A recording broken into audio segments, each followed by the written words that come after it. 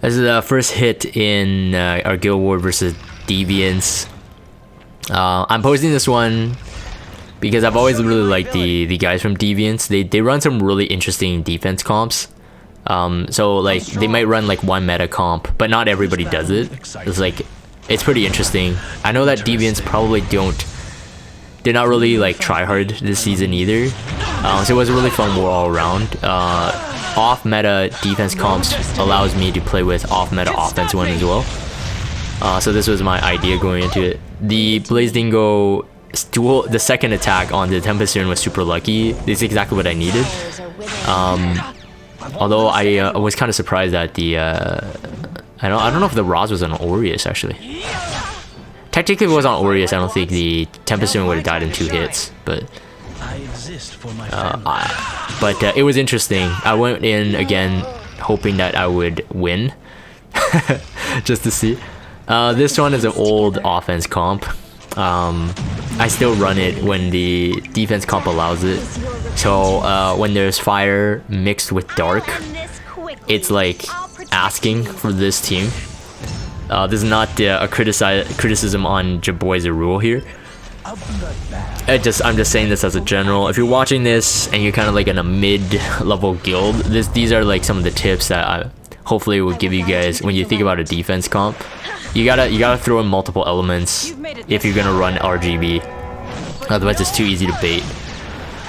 So like Lilius SSB Charles was really strong for a while too, because you couldn't really fully bait it unless you go opposing elements.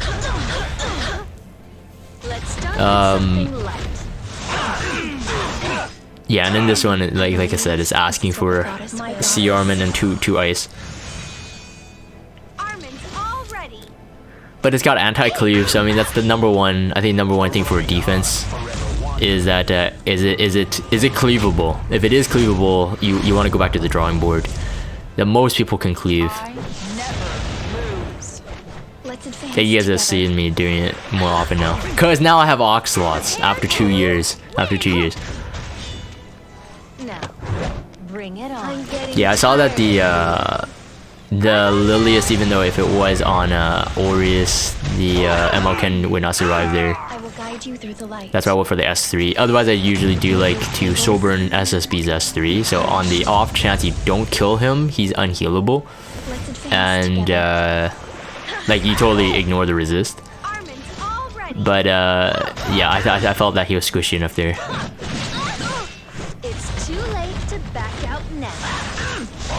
Yeah, and I didn't know she was on Holy Sacrifice, so that was kind of surprising as well.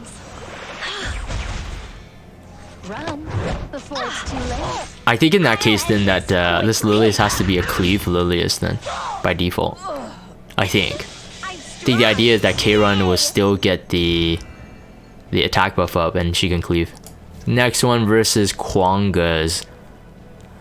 I saw this one and I originally wanted to swap my Lilius to my ML Crow, but if you guys watch my videos in chronology, my ML Crow and Lilius are sharing 4 out of 6 pieces.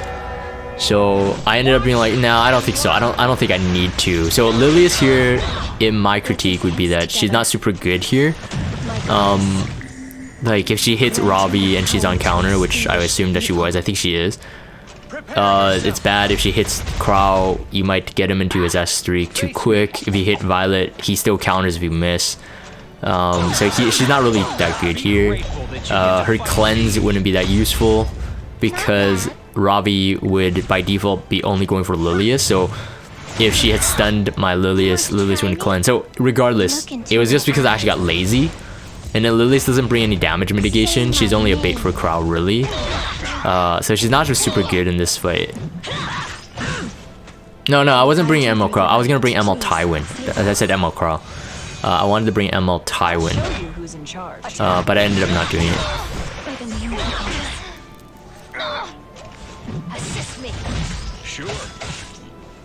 I believe this is what the goddess wills. So there's one more turn on Robbie before she does the S3, and that's the danger part for Spectenny.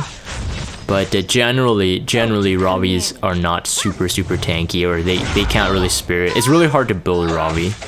Well, I know she's new. Look at that S1 stun there. Advance together. 40% stun, I believe it was on the S1. It's really good. believe I had no this is choice what but the to attack goddess Crow wills. here, but good thing that the CR boost on DN helped me get the heal off here. I could have used the barrier to be honest, but I looked at his HP. My Lilius has decent HP. I was like, it's okay, I should be pretty safe. I'll start. I wanted to provoke the Crow here because I didn't want to have the shield buff up. You aren't even Mainly for Violet. waiting. There's only a couple turns left. Oh, I hit Violet there. Pretty lucky. I will guide There's only a you couple through the turns light left for my of your DN strength. to survive. It takes a lot of courage to challenge me. You're not bad at all. For a rookie. So this fight was longer. Definitely longer here. I went for a bruiser-ish team. You want to try me? This is it for that one. Yeah, this one now. This is what I kind of like though. When I see Kayron, I don't go with Basar, but I go Broman. Talk goes into book on the Tenebria and then Broman on Abyssal Crown.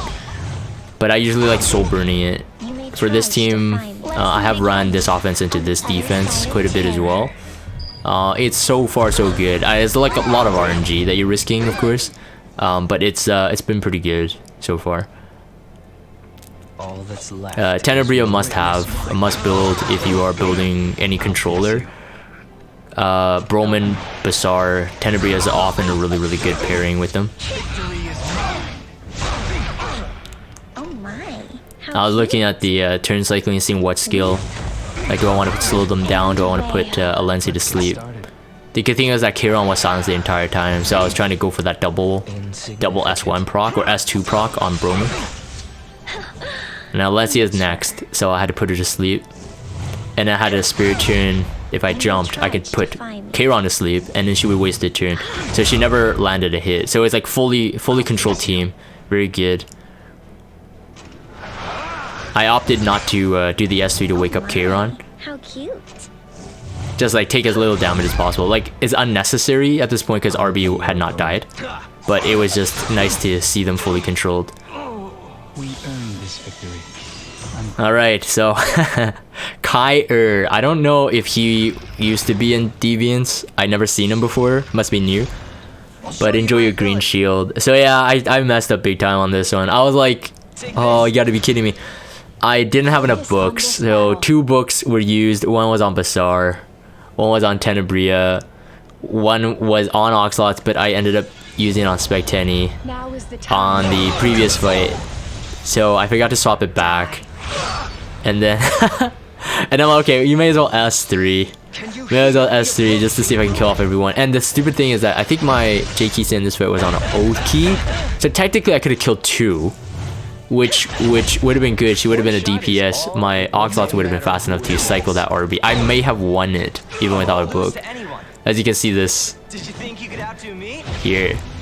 So if I was on a portrait, I think Tenebria and Basar would have died in 1 turn. I could have pushed JTC up 1 turn here, and I may have won. But whatever. You deserve the green shield. Kai How could I lose? Okay, and then so yeah, so like a team like this, I use a Basar. Yeah, this is why I see, this is what I mean. I'm missing a book. So the book was on Specteni. Oxlots, I took it off Oxlots to use on Specteni on the previous fight. You may try to define This combo's pretty good. Basar, Tenebria, and RB. SSBs, no matter how tanky they are, if they're built for like, you know, RTA or whatever, with like a full damage build RB. Mine in this fight was on attack ring, attack boot. So it's like 5k attack, 290 crit damage. For like full damage RBs on this fight, SSB is not surviving that. So even if you miss the death break with Tenebria, if you land it, it's even better, because that's an immediate death for FCC. But if you don't land it, it's still fine. Generally, I don't lose a hero on this one. But yeah. It's a quicker way to deal with those teams now.